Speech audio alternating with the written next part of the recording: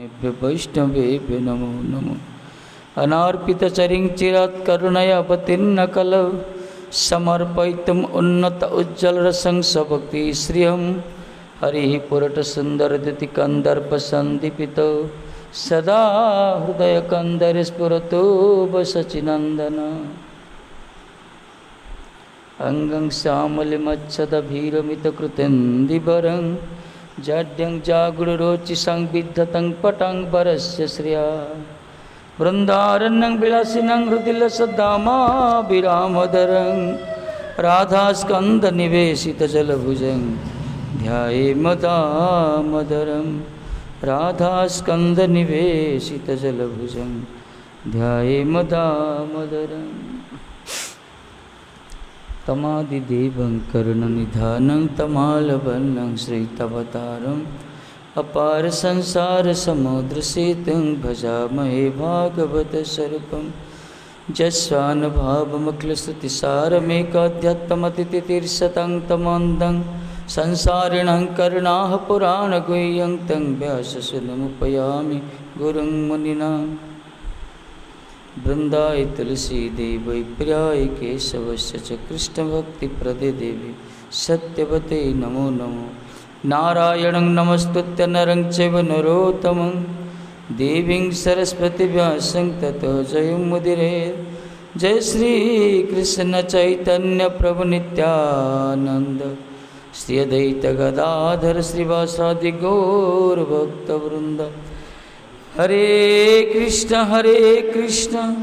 कृष्ण कृष्ण हरे हरे हरे राम राम राम हरे हरे। हरे कृष्ण कृष्ण कृष्ण हरे हरे हरे राम राम राम हरे हरे।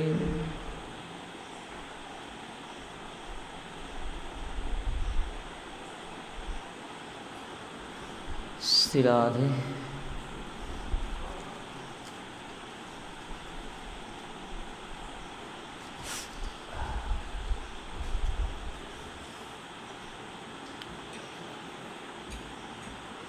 ಕುಡಿಯದಿಲೆ ಕುಡಿಯದಿಲ್ಲ.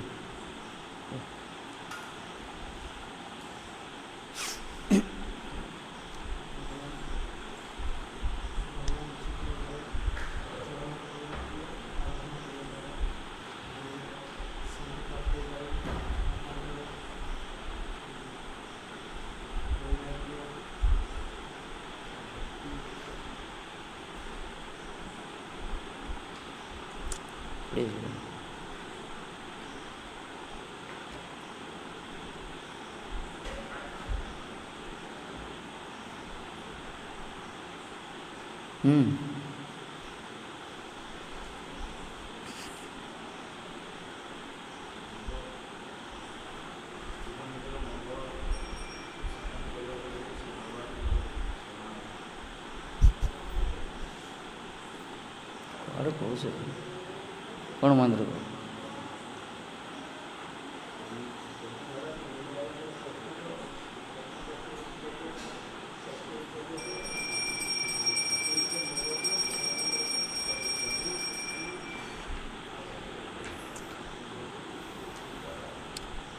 प्रश्न सरी है उत्तर भी दे दी कवि जी उत्तर सरी है बुझे लाइट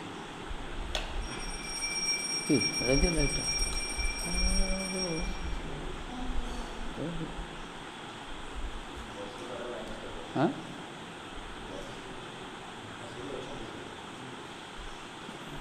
को से जानना दे जाओ कौन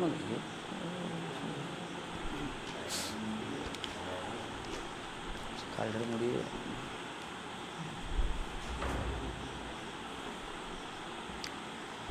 श्री राधे।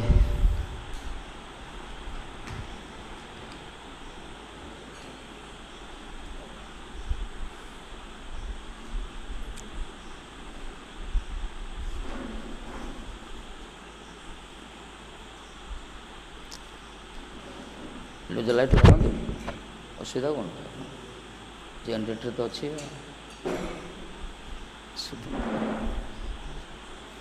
अंधार गोटे बस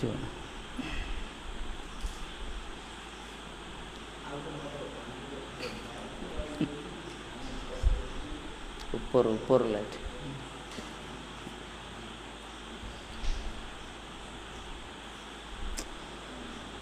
श्रीराजोवाच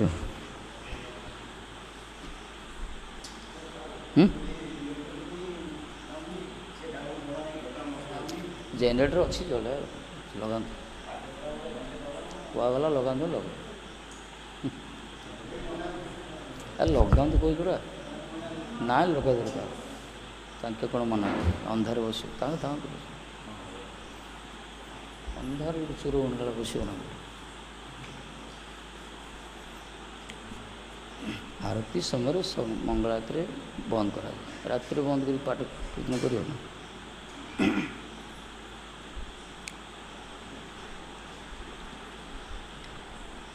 समय नष्ट कर सुजुक्ति कर श्रीराजवाच अथो भागवतं ब्रुत यद्धर्म यादृश नृणा यथा चरति यद्ब्रुते जलिंगे भगवते प्रियः यथा चरति यद्ब्रुते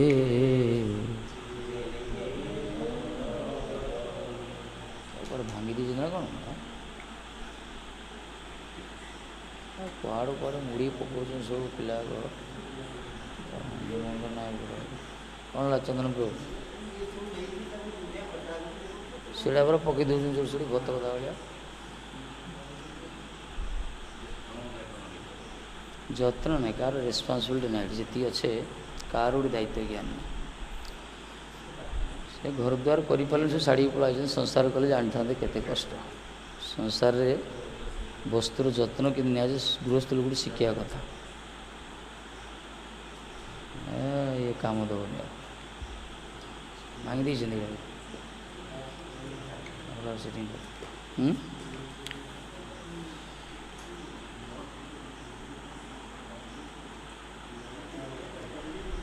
नोट अच्छी सीढ़ी नोट अच्छी सीढ़ी जो तार सीढ़ी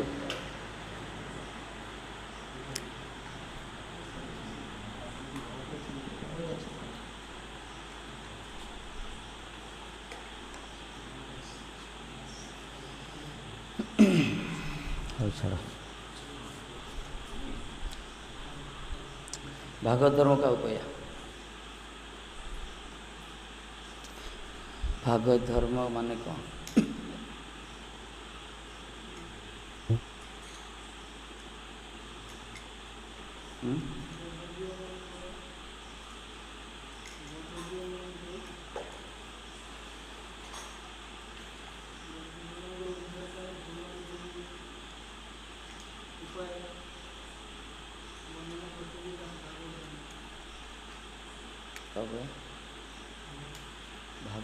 भागवत धर्म का उपाय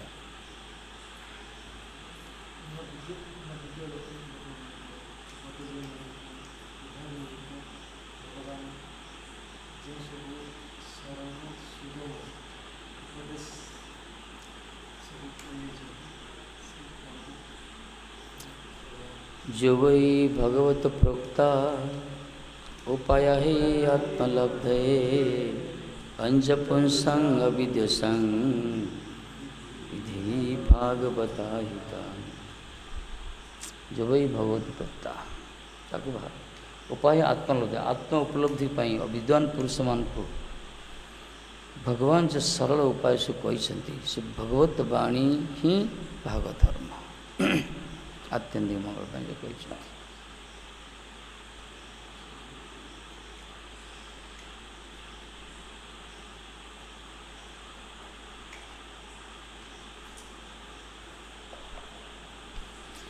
जे निमि महाराज जब प्रश्न कले वसुदेव जी प्रश्न कर नारद जी के पाखे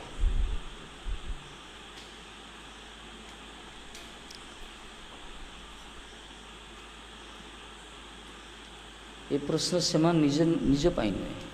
बसुदेव कौन कहले आपण सदृश महात्मा दर्शन तो कल्याण अनिवार्य, कि जो दर्शन करना ए प्रकार किसी अनुष्ठान कथा कहतु जहाँ को जाजन कले पालन कले जीवर आत्यंतिक कल्याण हो। अत आत्यंतिक क्षेम पृछम बहुत अनग तार्थ जीवर कल्याण पर ही यू प्रश्न कराई। परीक्षित महाराज प्रश्न कर जीवर आत्यंतिक कल्याण कौन। यदि सुखदेव गोसाई कौन कहले पर्यानते एस प्रश्न बोलिए सब श्रेष्ठ बोली कहले कहना हे राजन हित लोकहित नृप राजन लोकहित पाई लोक मानकर कल्याण करने जगतर कल्याण करने आपन जो प्रश्न कर प्रश्न बड़ा श्रेष्ठ प्रश्न आपको ही कहला महाप्रभु भाषा रे जीव दया जो मान पे कल्याण। महापुरुष तीन टा कथा कहले नामे रुचि जीवे दया वैष्णव सेवन या वही धर्म नाय स्वयं सनातन। हे सनातन जी आठ बड़ अधिक धर्म आ कि ना भगवत नाम प्रति रुचि रखिब आ जीव मान प्रति दया कर दया रे ही होचे सब भगवत जिते महात्मा माने सब प्रश्न उपस्थापन कर जीवर कल्याण पाए बहिर्मुख कलिपराहत जीव मानकर आत्यंतिक कल्याण पाए प्रश्न कर तेणु यहीटा ही वास्तव में जीव दया। गोपीमान कौन कहले भूरिदा जना कहले जो मैंने आत्मकल्याण कथा को परिवेशन कर भूरिदा कहले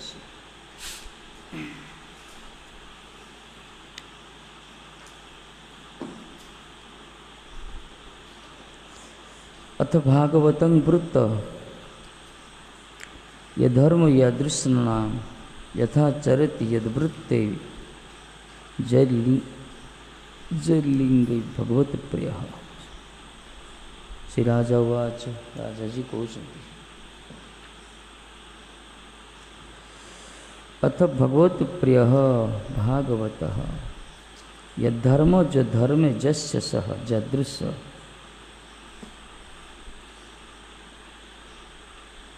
भागवत महापुरुष माने जो धर्म को एवं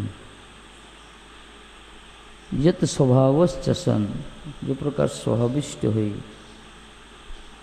करम जाजन कर नृणांग मध्य यथा चरती वर्तते लोकमान को मध्य जहाँ प्रतिष्ठित करती हाँ यत वृत्ते कथयति जा कुहंती जय लिंगई चिन्हश्च लक्ष्यते लक्षण सह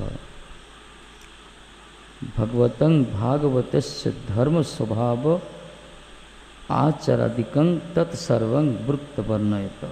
से भागवत मानकर आचरण कथा कहते जीवर कल्याण करने श्री सुखदेव श्री राजा कहते भागवत महापुरुष भागवत संत भागवत ग्रंथ भागवत महापुरुष मान को भागवत कहगला जो परम वैष्णव सब भागवत कहुसे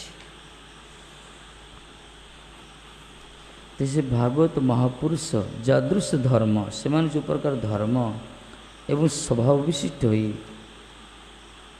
जेपरी लोक मध्य अवस्थान करती ताहा कहते एक भागवत महापुरुष मानकर जनसमाज रे कि प्रकार तांकर चाली चलन आचार विचार धर्म प्रकृति प्रवृत्ति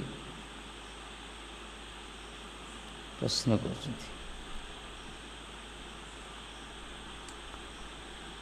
समस्त तो भागवत कह ना सब ग्रंथ को भागवत कह जाए भागवत ग्रंथ ही भागवत ग्रंथ सेमती सब धर्म को भागवत धर्म कह जाए भगवत प्रेरित धर्म ही भागवत धर्म सेमती सब संत सब धर्मात्मक भागवत कह जाए भागवत धर्म जांच कर विशेषकर महापुरुष जो माने तो भागवत कहला से भागवत महापुरुष मानकर जो धर्म और स्वभाव स्वभाव कौन तांकर धर्म कि प्रकार से लोक मध्य अवस्थान करुँच पालन करुँच ताहा कहतु महाराज से समस्त लक्षण लक्षित हन तत्समस्या वर्णन कर से सब कथा कहते लक्षण जमी रोग लक्षण देखिए निदान कर डॉक्टर मैंने महापुरुष लक्षण भी अच्छी संत मान लक्षण अच्छी स्वभाव अच्छी कपिल जी भी कहते हैं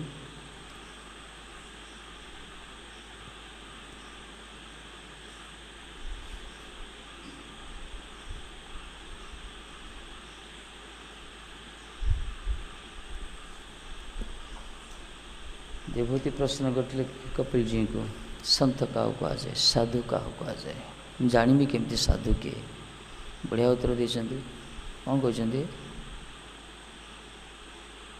कौन कहते देवभूति माँ को कपिल जी प्रश्न करते मुझे जानी केमती साधु किए से उत्तर कौन देले साधु क्या कह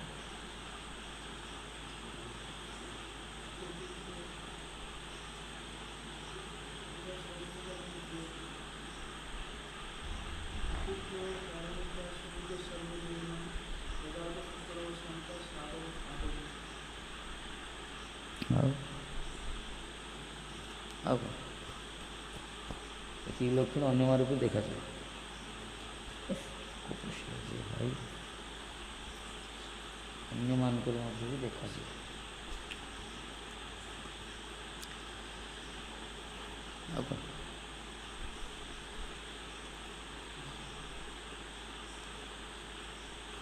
तितिक्ष सहन करिया शक्ति अन्य लोक भी सहन कर किसी लोक अच्छे जगत में सहन कर कारुणिक करुणा भी तांकर अच्छे गोटे लोक अच्छे बड़ करुणा बड़ दया कर दयाशील लोक मान होती अन्य दुख देखले रही पारे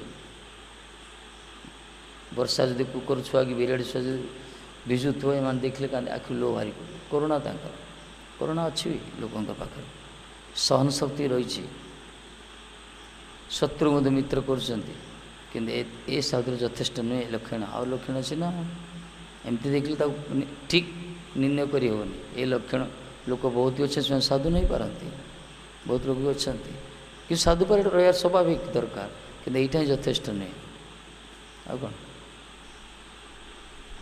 मुख्य लक्षण कौन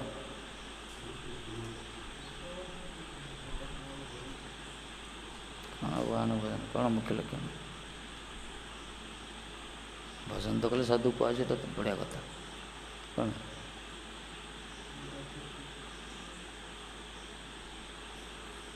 कहून मन पकौन कौन है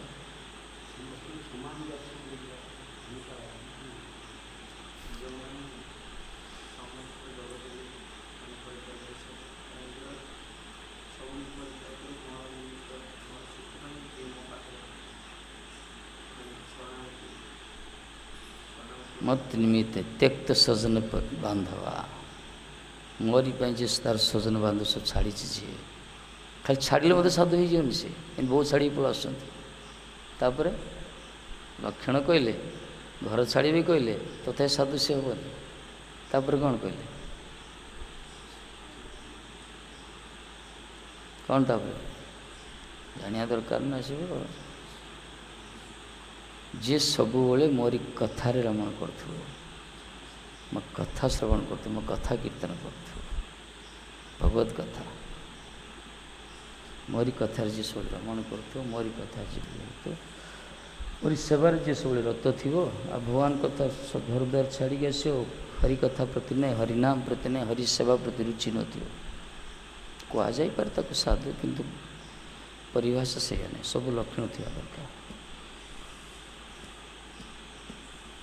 किंतु ये कहते भागवत महापुरुष के से क्या कथा लक्षण अलग करें आम जानिए किंतु उत्तम भागवत क्यों माने महापुरुष को माने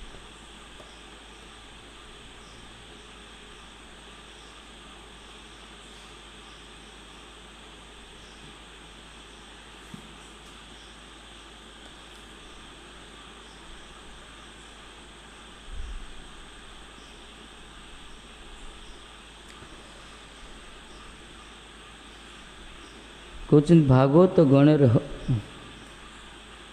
भागवत गणेर है पूर्व श्लोके यही बलाते निमि राजा भागवत गण को लक्षण जिज्ञासा कर महाराज भागवत गण को लक्षण वर्णना कर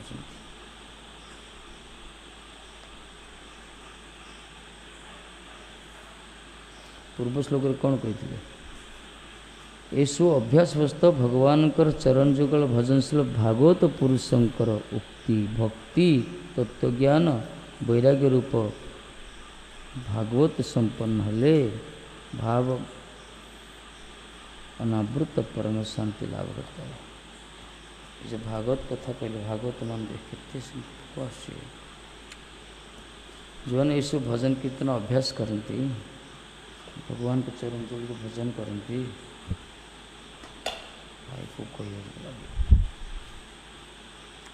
से भागवत लोक गण मानकर भक्ति ज्ञान वैराग्य सुसंपन्न होता है। यदि पचार से भागवत गण आम जाना केमती कौ माने भागवत महापुरुष को माने लक्षण कौन महाराज क्या भागवत कह वर्षा दिन पढ़ाइल तो आरंभ हो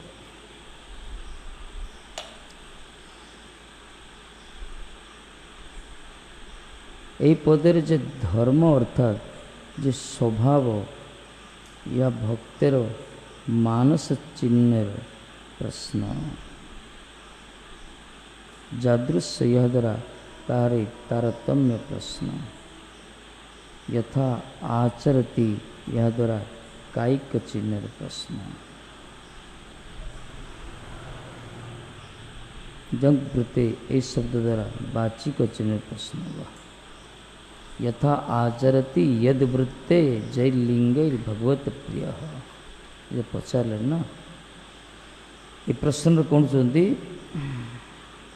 धर्म अर्थ स्वभाव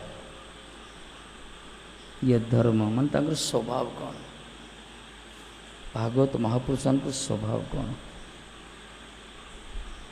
क्या कह महापुरुष कि मानस मानस चिन्ह प्रश्न ये मानसिक स्थिति की प्रकार मनर स्थिति को प्रकार मानसिक लक्षण ये मानसिक लक्षण जना पड़े शरीर लक्षण बाहर होते मन भीतर लक्षण डाल तेणु पचारे स्वभाव अर्थ धर्म कौन तांकर मनर प्रवृत्ति की प्रकार जहाँ आचरती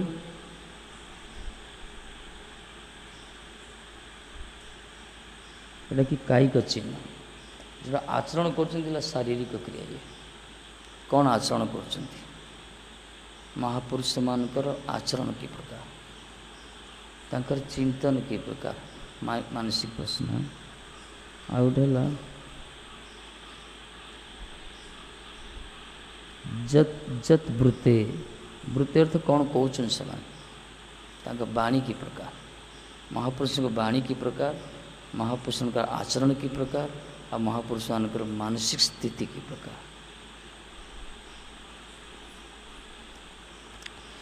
लक्षण था ना जो चोर चोर वृत्ति की तार क्रिया कौन तार भाषा कौन तार सब अलग था ना सब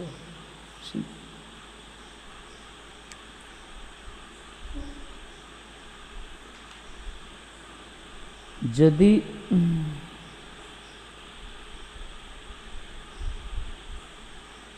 जदि को सब प्रश्न प्रयोजन कौन तार उत्तर कहते जो सकल मानस आदि चिन्ह द्वारा भागवत प्रिय को चिंते पार कहीं ये सब चिन्ह द्वारा भागवत महाभारत चिन्ह पार ना धक्का खाई जदि ये सब लक्षण आम जानी नथिया यार विषय आम जहाँ महात्मा कहीदे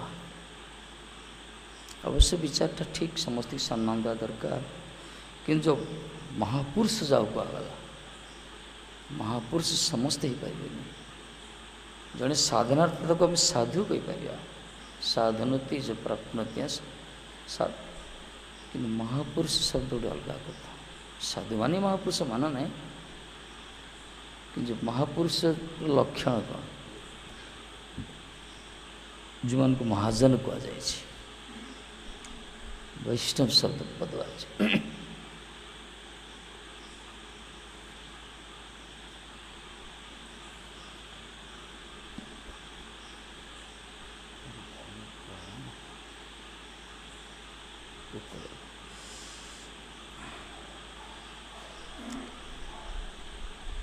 ପ୍ରାୟ ଲୋକଙ୍କର ବିଚାର କ'ଣ, ବାହାରଟା ଦେଖୁଛନ୍ତି ନା, ବେଶଟା ଦେଖୁଛନ୍ତି।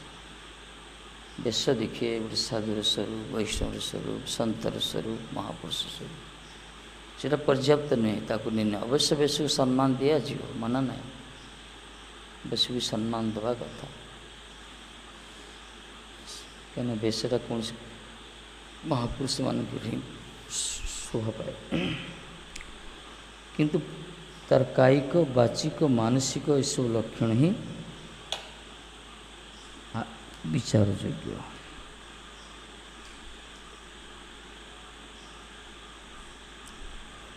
କବିଙ୍କର ଉକ୍ତି ହୋଇତେ ନିମି ମହାରାଜ ଭଗବତ ଭକ୍ତର ଆକାର ପ୍ରକାରାଦି ଯେଉଁ ସକଳ ଚିହ୍ନ ଜ୍ଞାତ ହୋଇଛନ୍ତି, ତାଦୃଶ ଚିହ୍ନ ସମୂହ ଦ୍ୱାରା ସେ ଭଗବତ ପ୍ରିୟ ଗଣଙ୍କର ଉତ୍ତମତା, ମଧ୍ୟମତା ବା ଅବରତା ଦ୍ୟୋତକ ଭେଦ ଚିହ୍ନ ସମୂହ ବିବେଚନା କରି କୀର୍ତ୍ତନ କରିବା ପାଇଁ ନିମିରାଜ କବିଙ୍କର ନିକଟରେ ପ୍ରାର୍ଥନା ଜ୍ଞାପନ କଲେ। ପ୍ରଥମେ କବିଜୀଙ୍କ ମହାଜ ପାଖରୁ ଶୁଣିଲେ ଭାଗବତ ମାନେ ଏସବୁ ଯାଜନ କରନ୍ତି, ଭାଗବତ ମହାପୁରୁଷ ମାନେ ଏସବୁ ଆଚରଣ କରନ୍ତି, ଯାହା କିଛି ପାଳନ କରନ୍ତି। ଏଇଠି କହୁଛନ୍ତି ସେ ଏମାନଙ୍କ ଭିତରେ ତାରତମ୍ୟ କ'ଣ, ଉତ୍ତମ କିଏ, ମଧ୍ୟମ କିଏ, କନିଷ୍ଠ କିଏ, ଅବର କିଏ, ଏ ଭିତରେ ତଫାତ ଅଛି ନା।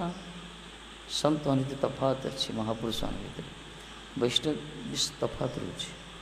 ଯଦିଓ ସମସ୍ତେ ବୈଷ୍ଣବ ମନା ନାହିଁ, ଯିଏ ଭଜନ କଲା ସିଂ ସାଧୁ, ସମସ୍ତଙ୍କୁ ପ୍ରଣାମ, କିନ୍ତୁ ଆଙ୍କ ମଧ୍ୟ ତାରତମ୍ୟ ରହିଛି। ତା ଲକ୍ଷଣ ଜାଣିବା କେମିତି ପଚାରିଲେ।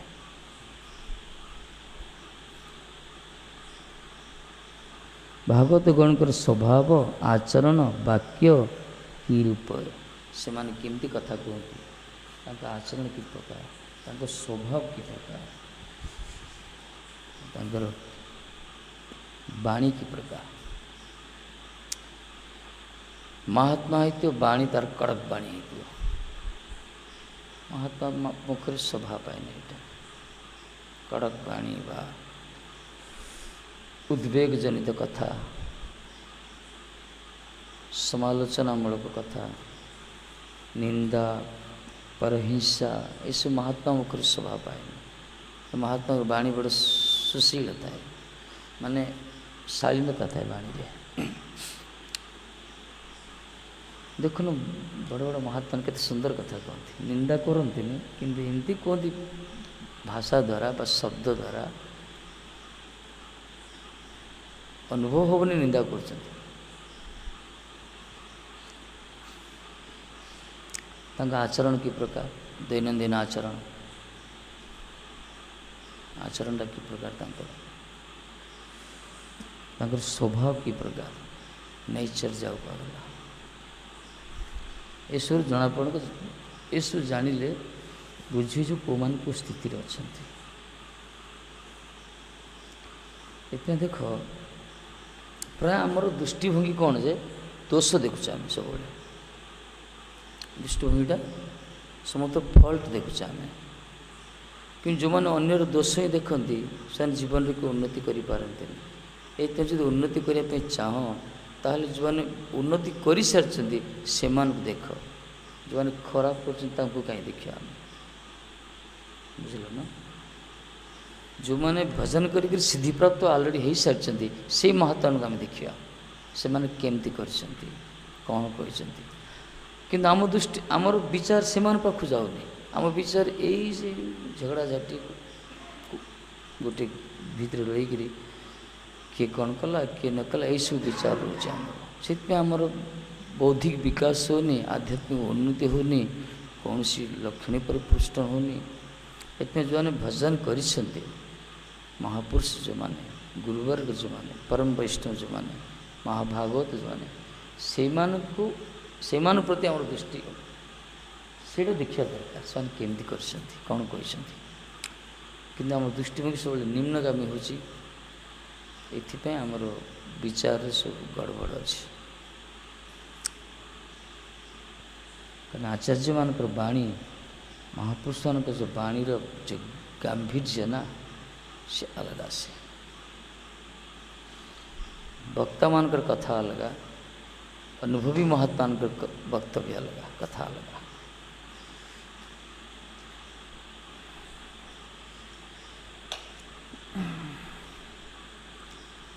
ଏଥିପାଇଁ ସେମାନଙ୍କର ସ୍ୱଭାବ, ଭାଗବତଗଣଙ୍କର ସ୍ୱଭାବ, ମହାଭାଗବତଙ୍କ ସ୍ୱଭାବ ଦେଖ, ସ୍ୱଭାବ କ'ଣ ତାଙ୍କର ନା ସମସ୍ତ ପ୍ରତି ତାଙ୍କର ଦୟା ରହିବ, ସମସ୍ତ ପ୍ରତି ଶତ୍ରୁ ମିତ୍ର ବିଚାର ନାହିଁ, ସଂକୀର୍ଣ୍ଣତା ବିଚାର ନାହିଁ, ନିରପେକ୍ଷ ଭାବ ସେମାନଙ୍କର, ପକ୍ଷପାତିତା ନାହିଁ। ମହାପୁରୁଷମାନଙ୍କର ସ୍ୱଭାବଟା ତାଙ୍କର ସେ ପ୍ରକାର। ଆଉ ତାଙ୍କର ବଢ଼ିଆ ସ୍ୱଭାବ ହେଉଛି, ତାଙ୍କର ଯେତେ କ୍ଷତି କଲେ ସେମାନେ ପ୍ରସନ୍ନ ଥାନ୍ତି, ବରଂ କ୍ଷତିକାରୀର ମଙ୍ଗଳ ଚିନ୍ତା କରନ୍ତି। ସ୍ୱଭାବ ଏଇଟା ଶୁଣ, ଜଗତର ସ୍ୱଭାବ ଅପେକ୍ଷା ପୁରା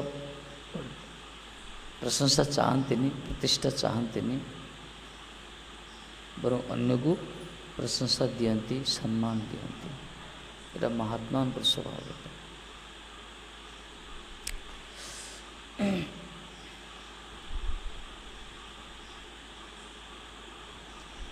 ଆଚରଣ ତ ବୈଷ୍ଣବଚିତ ଆଚରଣ, ମହାପ୍ରଭୁଙ୍କ ଧାରାରେ ଯେଉଁ କୁହାଯାଇଛି ଆଚରଣ, ବୈରାଗ୍ୟ ଆଚରଣ ଦରକାର ବିଭିନ୍ନ ପ୍ରକାର, ଆଉ ବାଣୀ ବି ସେ ପ୍ରକାର। ଏଥିପାଇଁ ମହାପୁରୁଷଙ୍କ ପାଖକୁ ଗଲେ ପରମ ଶାନ୍ତି ମିଳେ। ଯେଉଁମାନେ ଭଜନାନ୍ତି ମହାତ୍ମା ନା, ଆଚାରବାନ ଯେଉଁମାନେ ଗୁରୁବର୍ଗ, ସେମାନଙ୍କୁ ଦର୍ଶନ ସାଙ୍ଗର ସାନ୍ନିଧ୍ୟ ଲାଭ କଲେ ବାସ୍ ଶାନ୍ତି ମିଳେ, ପୁରା ଶାନ୍ତି ମିଳେ।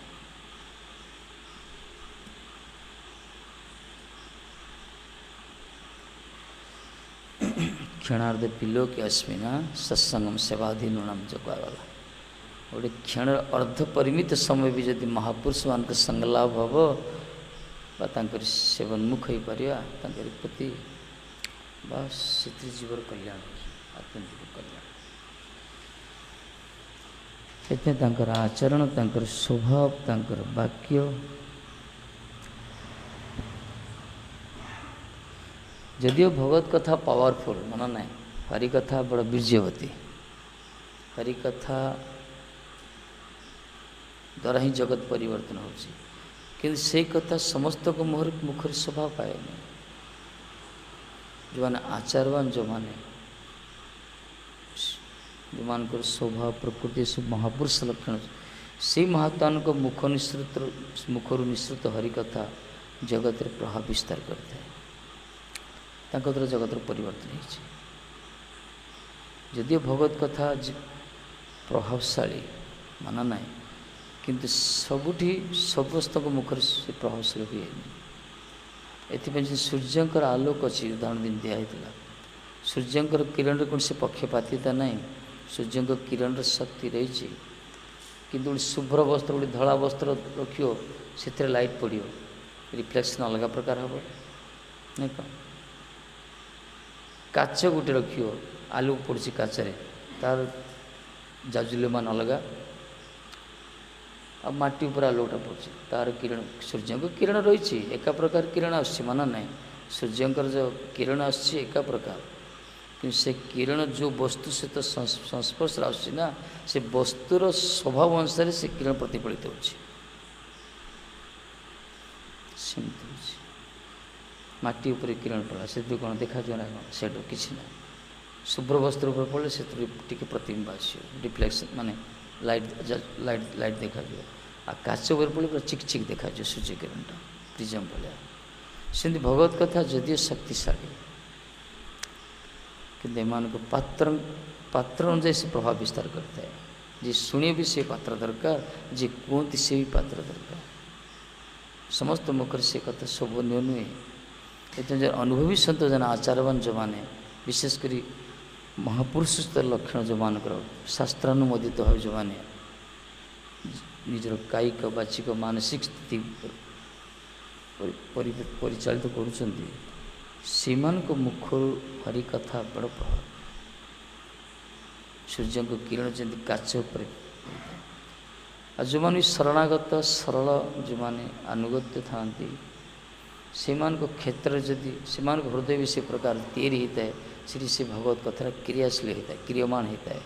ଏଥିପାଇଁ ହରିକଥା ସେମାନଙ୍କ ପାଖରେ କ୍ରିୟମାଣ ହୋଇଥାଏ ଯେଉଁମାନଙ୍କ ଅନ୍ତଃକରଣର ସବୁ ଦୁଷ୍ପ୍ରବୃତ୍ତି ଯେଉଁମାନଙ୍କର ନଷ୍ଟ ହୋଇଥାଏ, ଯେଉଁମାନଙ୍କର ସ୍ୱଭାବ ନିର୍ମଳ ଥାଏ, ବୈଷ୍ଣବୋଚିତ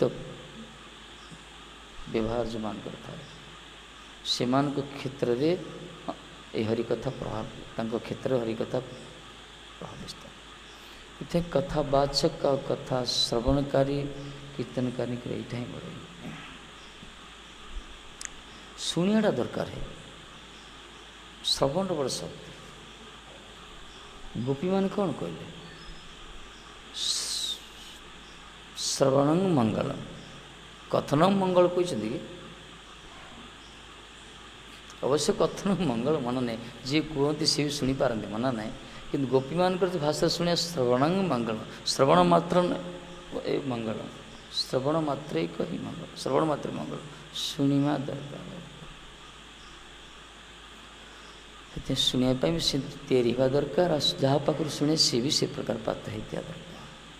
ଦେଖିବ ସେ ରସ ଅଲଗା, ସେ ରସ ହିଁ ଅଲଗା ପ୍ରକାର। ଏଥିରେ ରସ ଅଛି ନା, ହରିକଥାରେ କ'ଣ ଅଛି କି? ରସ ଅଛି, ରସଯୁକ୍ତ ରସରାଜଙ୍କର କଥା। ଇଏ ରସ ସେମାନଙ୍କୁ ପ୍ରାପ୍ତ ହଉ ଯେଉଁମାନେ ୟଶ ଚାହାନ୍ତିନି। ବକ୍ତାମାନେ କୁହନ୍ତି ଯେଉଁମାନେ ୟଶ ଚାହାନ୍ତିନି, ୟଶ ମାନେ ଏ ବାତ୍ୟା ନାହିଁ, ଯଶ ଚାହାନ୍ତିନି, ପ୍ରତିଷ୍ଠା ଯେଉଁମାନେ ଚାହାନ୍ତିନି, ନିଜେ ବଡ଼ ହେବି, ନିଜର ପ୍ରଶଂସା ଯେଉଁମାନେ ଚାହାନ୍ତିନି, ସେମାନେ ରସର ପାତ୍ର ହେଇଯାଆନ୍ତି। ଯେଉଁଠି ପ୍ରତିଷ୍ଠା ରହିଛି, ଲବାଲବ ଭରା ହେଇକି ଅଛି, ଦେହାତ୍ମବୁଦ୍ଧିର ଲକ୍ଷଣ ଯେଉଁ ରହିଛି, ରସ ସେଠି ଭାଇ ମାନେ ପୁଷ୍ଟ ହୁଏନି ସେଠି। ଏତେ ଯେତେ ରସିକ ଦେଖ ବଡ଼ ସରଳ ଥାଆନ୍ତି। ରସିକ ମାନେ ସେମାନେ ପୁରା ସରଳ ଥାଆନ୍ତି, ତାଙ୍କୁ ପ୍ରଶଂସା କଲେ ସେମାନେ ଦୂରେଇ ଥାଆନ୍ତି ସେସବୁ।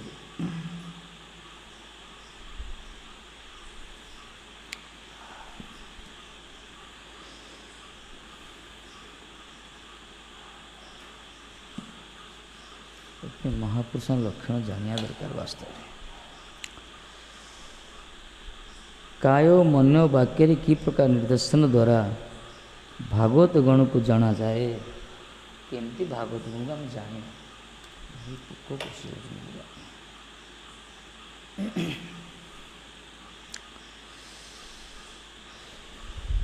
ଭାଗବତ ମାନଙ୍କୁ କେମିତି ଜାଣିବା? ଏବଂ ତାହାদের ମଧ୍ୟ ଉତ୍ତମ ମଧ୍ୟମ ସାଧାରଣତି ଭେଦ କି ପ୍ରକାର? এই ଭାଗବତ ଗଣ ଯେଉଁ କୁହାଗଲା, ବୈଷ୍ଣବ ମହାପୁରୁଷ ସାଧୁ, ଏମାନଙ୍କର ଉତ୍ତମ କିଏ, ମଧ୍ୟମ କିଏ ଆଉ ସାଧାରଣକୁ ମାନେ? ଏତଦ୍ ବିଷୟକ ପ୍ରଶ୍ନର ସଦୁତ୍ତର ନବଯୋଗେନ୍ଦ୍ରଙ୍କ ଅନ୍ୟତମ ହବୀର ଉକ୍ତିତେ କ୍ରମଶଃ ପ୍ରକାଶିତ। ତାଙ୍କୁ ଏ ଉତ୍ତର ଦେଉଛନ୍ତି କିଏ? ହବି ମହାରାଜ ନା କ'ଣ? ନା ହରି ଅଛି ନା, ହରି କିନ୍ତୁ ହବିର ଉବାଚ ଲିଖିଛନ୍ତି, ଶ୍ରୀ ହବିର ଉବାଚ।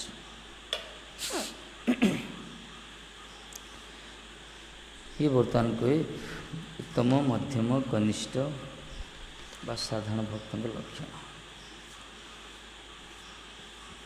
ମହାପ୍ରଭୁ କ'ଣ କହିଥିଲେ? ଭାଇ ଯାହାର ମୁଖରେ ଗୋଟିଏ କୃଷ୍ଣ ନାମ ଶୁଣିବ ସେ ହେଉଛନ୍ତି ବୈଷ୍ଣବ।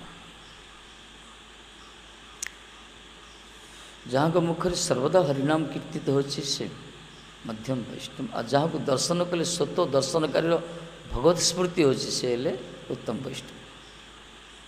ମହାପ୍ରଭୁ ବିଚାର କଲେ। ତେଣୁ ଆମେ ମହାପ୍ରଭୁ ବିଚାର ଦେଖିବା ସମସ୍ତେ ବୈଷ୍ଣବ ସହିତ ସମ୍ମାନ ଦେବାକୁ ପଡ଼ିବ। ଏଥିପାଇଁ ପୂର୍ବରୁ ବି କହିଲେ ନା, ସମସ୍ତଙ୍କୁ ସମ୍ମାନ ପ୍ରଣାମ କରିବ। ଶ୍ଲୋକଟା କ'ଣ ସେଟା? କ'ଣ ଶ୍ଲୋକଟା ଥିଲା ଗୋଟେ? ସମସ୍ତେ ପ୍ରଣାମ କରିବା ଶ୍ଲୋକ। हम्म?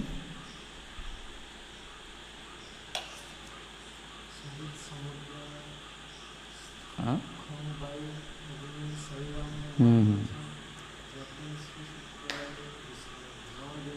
जत किंच भृतं प्रणमेद अनन्य ना जते सो रही कौन कौन खं वायु अग्नि सलील मही ज्योति सत्वानि दिश द्रुमादीन सरित समुद्रांश हरे शरीर ईश्वर हरिंकर शरीर इसमें समझते कि सम्मान कर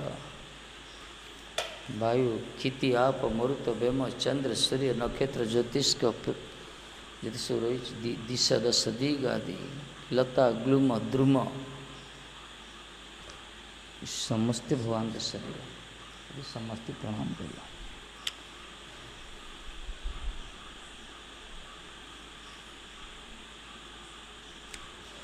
श्री हविरुवाच सर्वभूतेषु जपसे भगवत भावमात्मनः भूतानि भगवत्यात्मने एष भागवतोत्तम भूतानि भगवति आत्मने एष भागवतोत्तम सर्वभूतेषु जपश्येत् भगवत भावमात्मनः भूतानि भगवती भगवत्यात्मनस्य भागवतोत्तम उत्तम भागवत उत्तम उत्तम भागवत लक्षण कहली श्री हविवाच ज सर्वभूतेषु आत्मनः भगवत भावं पश्यन् अनुभवति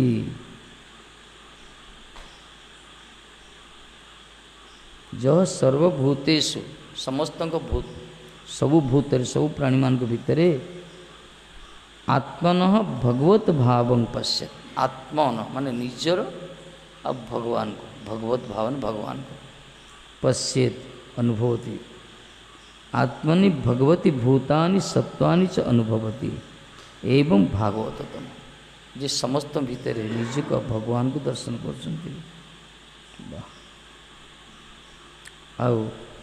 आत्मनि भगवती भूतानि आत्मनि भूत आत्मनि आत्मारे भगवत भगवती भूतानि भगवान कठारे भूतानि भूत मान प्राणी मान को देखुं सब भूत को देखुं से भागवत श्री हविजी कहते जिनी निखिल भूत गणर मध्य निजर भगवान कर सत्ता एवं निजर भगवान कर मध्य निखिल भूत गण कर सत्ता अनुभव करती तिनी उत्तम भागवत बोली कथित होता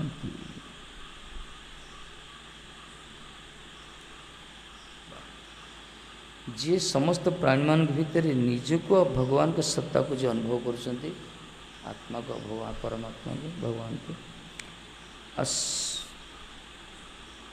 जे निज भितर भगवान के मध्य सब प्राणी मान के सत्ता को अनुभव जे कर निज भितर मध्य कहला उत्तम भागवत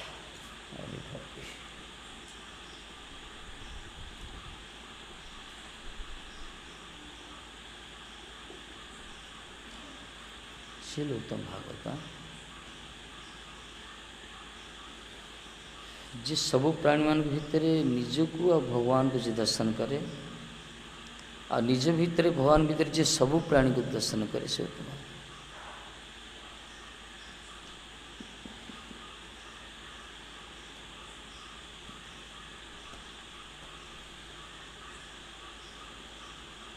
उत्तम भागवत लक्षण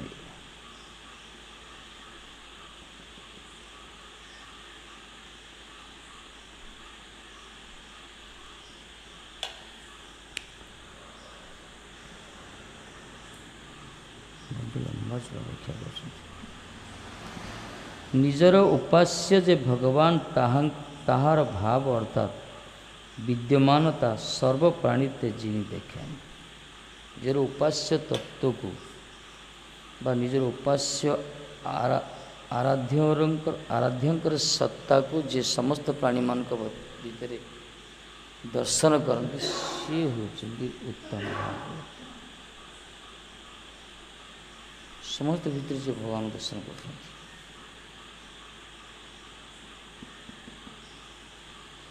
कम बड़ कथा कि उत्तम भाव लक्ष्मण एथि मानक के शत्रु मित्र न था एम समस्ते मान पात्र उत्तम भागवत कौन सी दृष्टिभंगी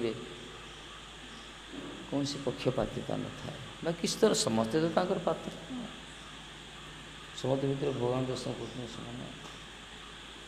सब प्राणी भितर सब भूत भितर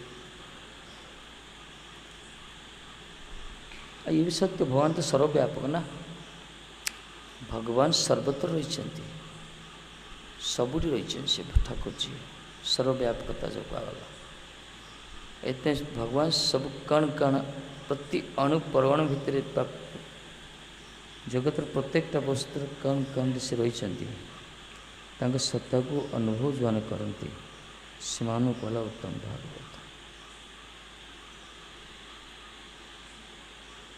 आम निज भितर था भगवान को बुझीपार निज भितर आत्मा जानुचे कौचे अनुभव कर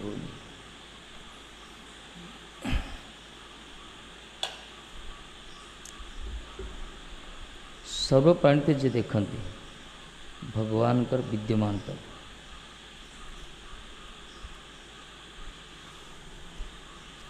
जपरी हिरण्यकश्यप प्रहलाद कहले जिज्ञासा कले तोमार हरि कथा है हिरण्यकश्यप पचारे ना अरे प्रहलाद तुम हरि कौटी अच्छा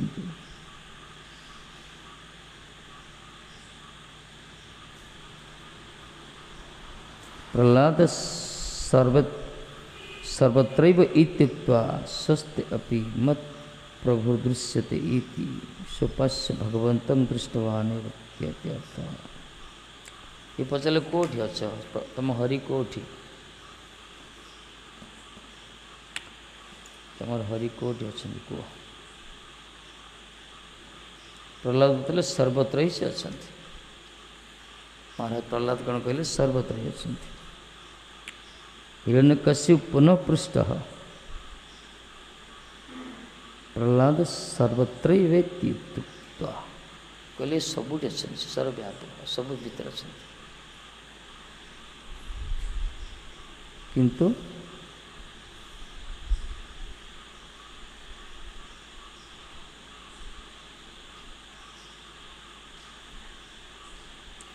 देखुं किए प्रहलाद जी देखुं सर्वत्र एक या कह कौन कले स्तंभ मध्य आमार प्रभु देखा जाते स्तंभर मध्य भगवान देखा जाउछन्ति राजदरबार प्रश्न करते ना स्तंभे सभायं न मृगं न मानुषं भगवान मानुष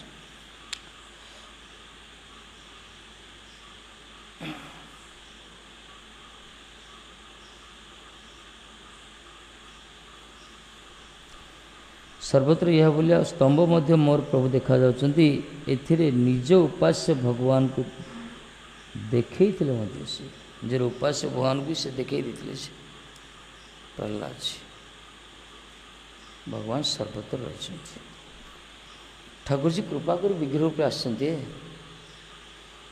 कृपा कर से आसते गुरुवर को बड़ कृपा करमर तो से प्रकार चिंतन नाई आमर से प्रकार तो संस्कार अभाव अतीन्द्रिय वस्तु प्राकृत वस्तु को उपलब्धि कर सब भितर दर्शन कर जदिव भगवान सब रही किंतु गुरुवर्ग कृपा करी कौन कर विग्रह साक्षात विग्रह रूप से विराजमान कर ठाकुर जी को प्रतिष्ठित कर अर्चा जाओ कहला खाली तक देखले तो अनुभव होनी से विषय जानापी चर्चा कर अर्चा और चर्चार संगम हो गौड़ीय मठ प्रभुपाद कीर्ति अनवद्य अवदान एत सुजोग लाभ कर प्राकृत तत्व जो उपलब्धि न कर धिक्कार जीवन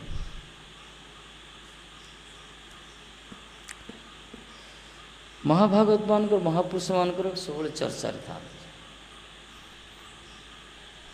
चर्चा था सब प्रसंग परिचर्या सब परिचर्यात्मक सेवा कि आम सेवार परिपाट रखाई अर्चा विग्रह आधार से आम आधार महापुरुष मानस सेवा करते उत्तम उच्च कोटर महात्मा जो मैंने कि आम मान विग्रह की सेवा निश्चित दरकार।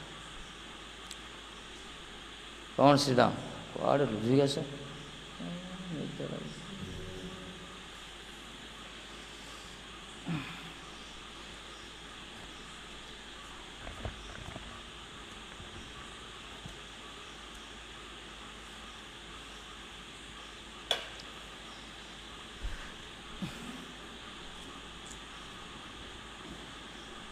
महापुरुष जाइए कौटी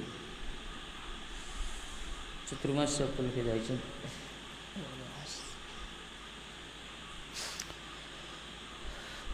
दक्षिण भारत श्रीरंगमा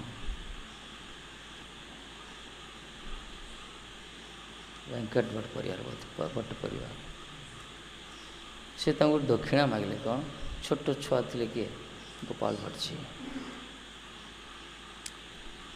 आंकर जो शालीनता थिला आंकर जो वैष्णवता महाप्रभु प्रति अनुराग महाप्रभु तांको ही मागी परस्पर ब्रज को आसन गोपाल भट्ट जी जहाँ द्वारा राधारमण प्रकट होते कह अर्थ है शालाग्राम पूजा करते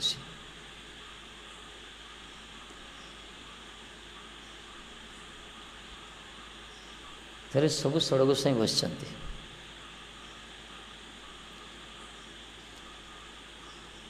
षड़ गोसाई समावेश है ना सब प्राय ब्रज जय रूप सनातन भट्ट रघुनाथ जी गोपाल भट्ट जड़े धानाट्य सेठ आसी समूति पचार सनातन गोसाई पचारे सनातन जी आपण को मदन मोहन पाई कौन दरकार हे रूप जी आपण गोविंद जी पाई कौन दरकार सब पचार गोपाल भट्ट पचारे आपण कौन दरकार आगर तो विग्रह नाला ये तो शालाग्राम धरी बस ये तो भावुक थिले ना भाव कहले मेरे ठाकुर तो भी लाला है छोटी छोटी छोट से बड़ हले मागिबी मतलब ख्वाहिश थिला बड़ होती सेवा करता सी दाता भी से प्रकार अलंकार मचे दे पड़े समति दौरान आमको छुट्टी देवे ना कौन दे पड़े ये कहले मोर ठाकुर पूरा छोट करता पूरा तापर मन भर ख्वाहिश आसकर केमती पिंधि भगवान तो भावग्राही ना तेणु गोपाल भट्ट जी आंतरिक इच्छा को भगवान को सेवा करे प्रकल्प था के विगलित भाव ठाकुर जी को सेवा केमती कर विग्रह जदि होते श्रृंगार करते माला परिधान करते सब किसी पूरा अंग सेवा करते यही प्रकार मन भर जो तमन्ना आसला ना भाव प्रकट है तावला जो आसला किंतु क्या कह शालाग्राम तो रही से विग्रह कड़ू आने विग्रह किंतु ठाकुर जी एत बड़ कृपालु सका पटा खोलते देखले उच्चा देखा शाला कपड़ा गुड़ी पड़ी था शालाग्राम नीचे शालाग्राम अच्छा ये सेवक किए कह देखो तो आज कौन उच्चा देखा जा खोला गला देखले राधारमण जी प्रकट हो शालाग्राम प्रकट हो ब्रजरे जिते विग्रह अच्छा ना जदि विग्रह तत्व एक मना ना विग्रह कौन सी भेदता ना भिन्नता ना किंतु जो राधारमण जी ना बड़ भाई स्वयं बुझा हुआ गला अन्य विग्रह तैयारी करा जाए अंकन हो निजे प्रकट हो अद्भुत निराला आज कि आम गौड़ी संप्रदाय रही जी अतुल कृष्ण गोस्वामी जी महाराज मुंडरिक जी महाराज बुद्धिकृष्ण जी महाराज चैतन्य महाप्रभु कथा से ही प्रकट हुए महाप्रभु कथा भी से चलती महाप्रभु धारा से क्या सब तो महाप्रभु द्वारा सब गोसाई मान प्रकट कर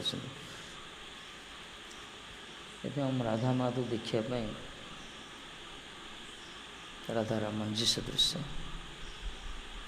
चंदन पूर्णिमा हूँ राधारमण प्राकट्य तिथि गतकाल चंदन पूर्णिमा से भाव में चंदन पूर्णिमा ये करा बुद्ध पूर्णिमा अक्षय तृतीय करने कथा थिला जाओ भल कि खाली आखि दीटा लगेदेव ना राधा माधव को पूरा राधारमण देखा जाए झांकी जमी ठाणी जमी भंगी जमी पूरा अविकल से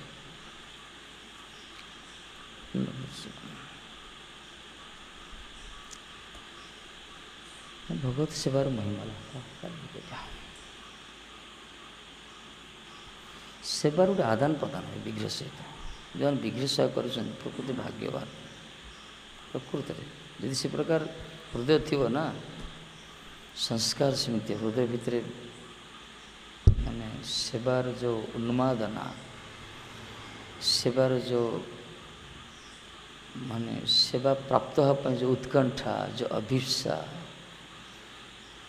से स्थिति अलग भाई सेटा भजन कले ही हम आम मान कौन सेवा प्रति विरक्ति भाव सेवा प्रति बड़ विरक्ति वैराग्य सत्य कि वैराग्य सेवा प्रति वैराग्य हो असुविधा नहीं आम भजन करुचे भगवान को सेवा करने सेवा करुचे भगवान को भजन करने सेवा ही भजन आम भजन ही सेवा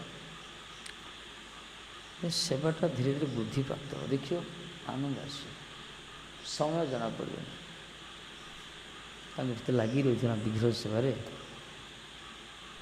गोटे घंटा घंटा निरीखुव चाहूथो श्रृंगार करुथो से जो चिंतन से जो भाव अलग कि विचलित है असुविधा विचलित हेन मन को विचलित कल हेन अस्थिर कल हेन से धैर्य सहित गुरुवर को चिंतन करी ईश्वर जी को चिंतन करी ना देखियो से प्रेम अलग से स्वभाव अलग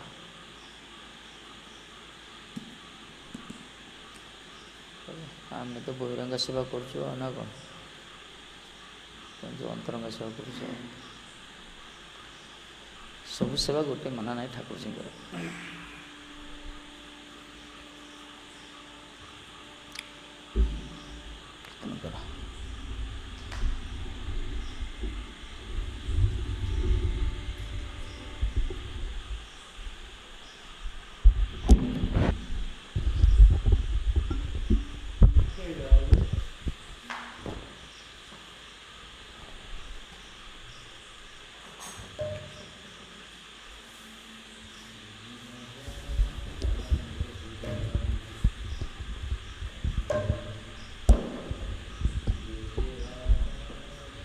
जय जय राधारमण हरि बोल जय जय राधारमण हरि बोल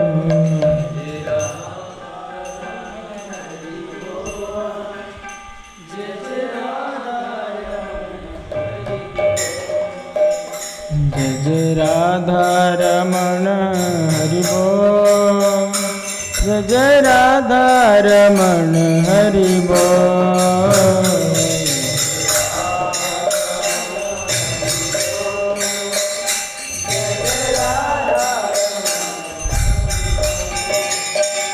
जय जय राधारमण हरि बोल जय जय राधारमण हरि बोल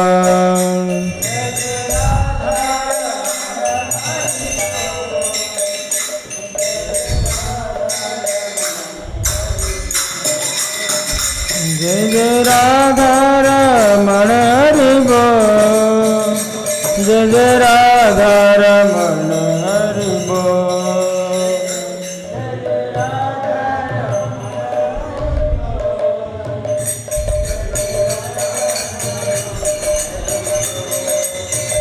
जय जय राधारमण हरि बोल जय जय राधारमण हरि बोल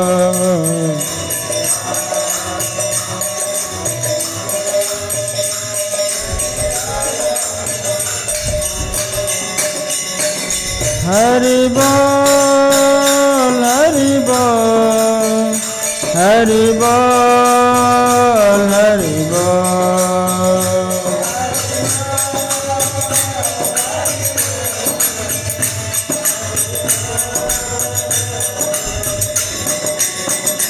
जय जय राधा रमण हरि बोल, जय जय राधा रमण हरि बोल।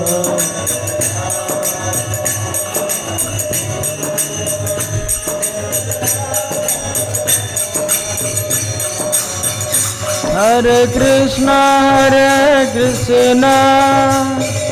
कृष्ण कृष्ण हरे हरे, हरे राम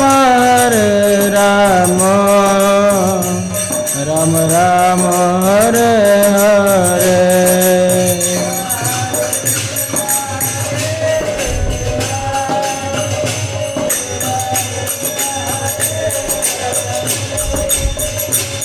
हरे राम राम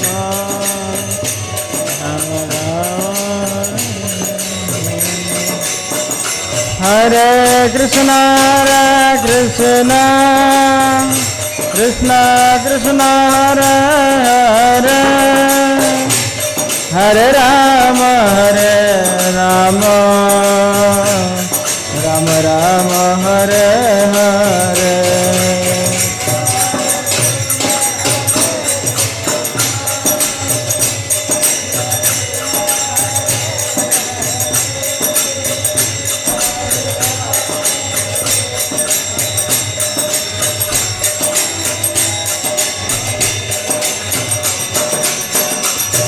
हरे कृष्ण कृष्ण कृष्ण हरे हरे, हरे राम राम राम हरे हरे।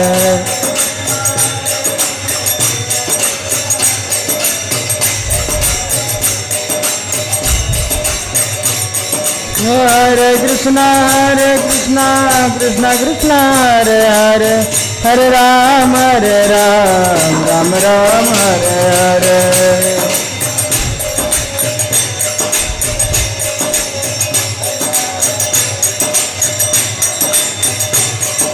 जय गुरुदेव शिल गुरुदेव, जय गुरुदेव शिल गुरुदेव।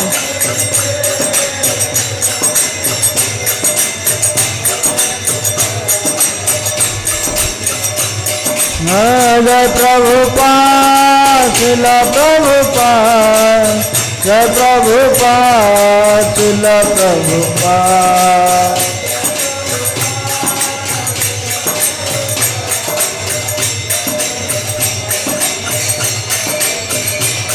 जय गौर हरि बोल हरि बोल हरि बोल।